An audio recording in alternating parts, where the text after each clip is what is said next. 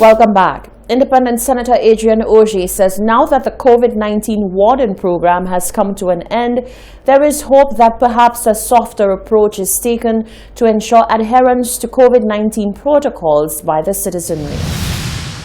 Independent Senator and Communications Personnel of Recover St. Lucia, Adrian Oje, says now that the warden program has come to an end, there is an opportunity for the government and people of St. Lucia to use a different approach to ensure adherence to the COVID-19 health and safety protocols. Approximately 200 COVID-19 wardens or peace officers were hired and trained in November, and the program recently came to an end in April. I have always felt that we needed to move away from enforcement and policing towards more community responsibility so that we do not have a confrontational setup between authorities and the general population, but more of a system of encouragement and reward and incentivization. Oje says, though the last few months have been tasking, he believes despite it all, the police and the public have in most cases been tolerable and diplomatic. Independent Senator Mauricio Thomas Francis also spoke on the matter and said the interactions left much to be desired. In recent times, we have witnessed the ugly confrontation between the law authorities and some of our citizens due to breach of protocols.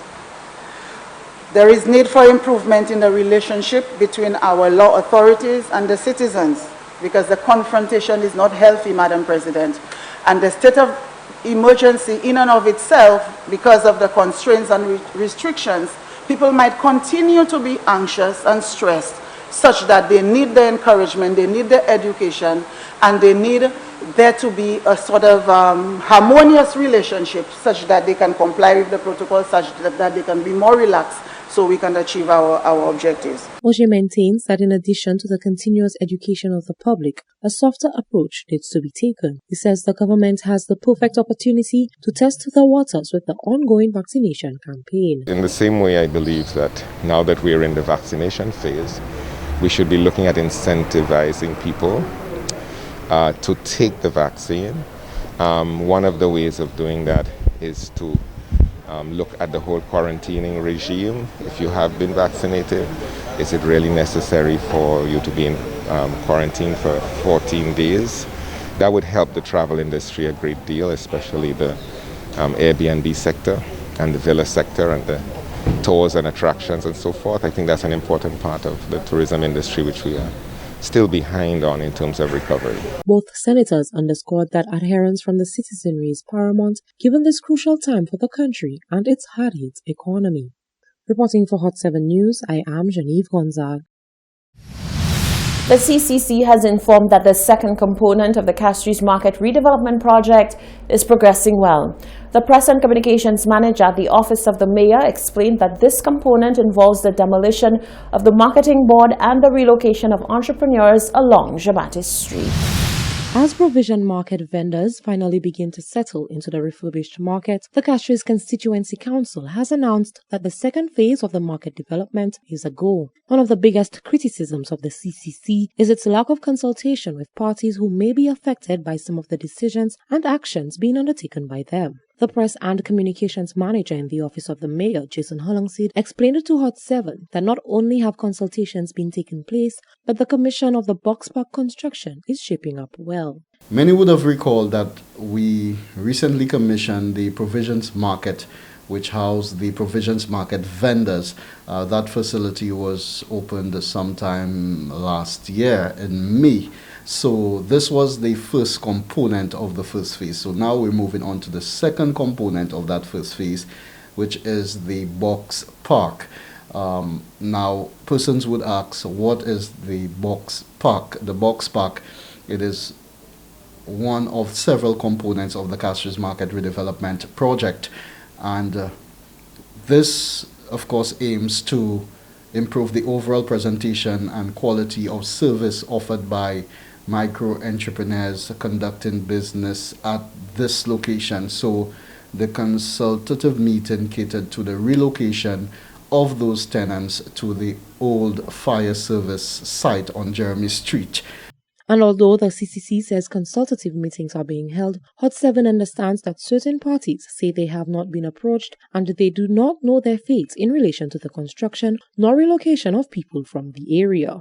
We're happy that we first distributed letters to persons within that area, informing them about the intention, you understand, to start the project. So right after, we then had a meeting explaining what the project was about and the need for relocation. In terms of the fish vendors, they will not be affected in this phase, so they should not be worried. However, those persons affected are the persons who have the huts, the nail salons, the hairdressers, you know, the small boutiques within that line on Jean-Baptiste Street.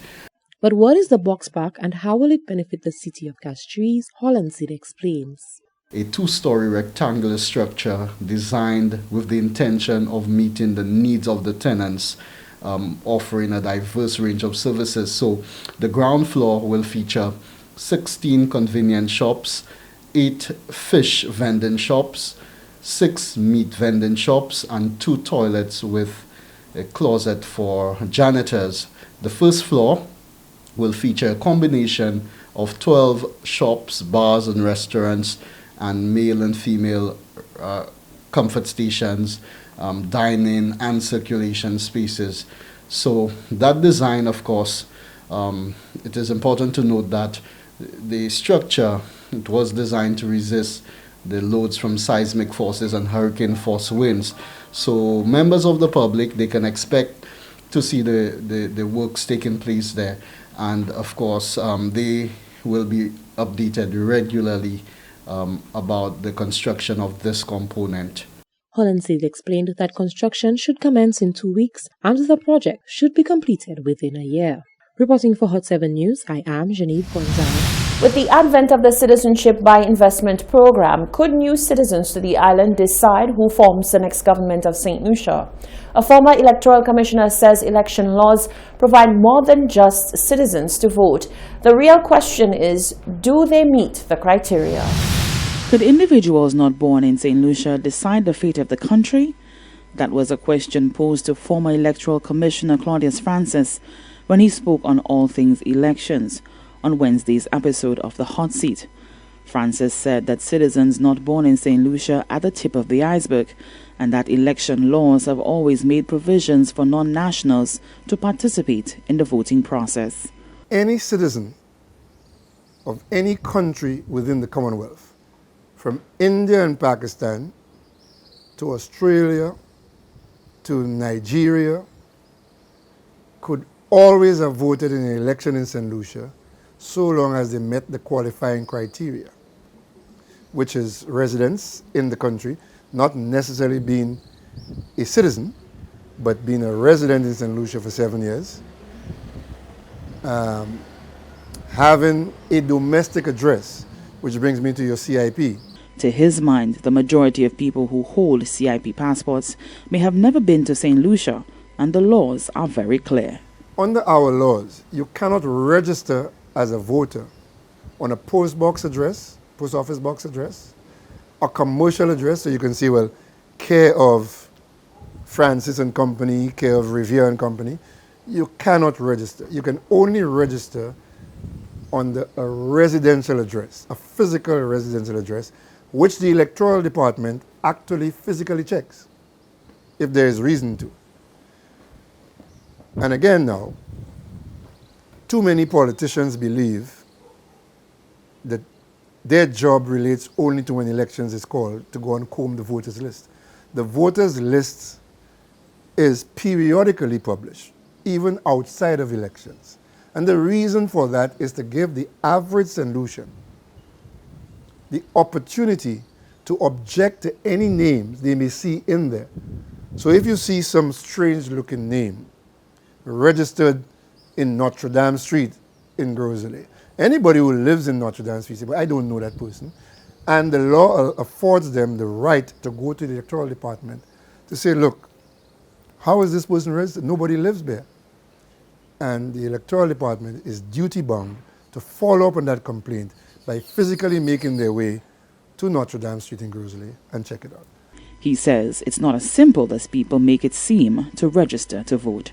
For the Hot 7 News, Nisha Charles reporting. Stay with us. We'll be right back after this quick break.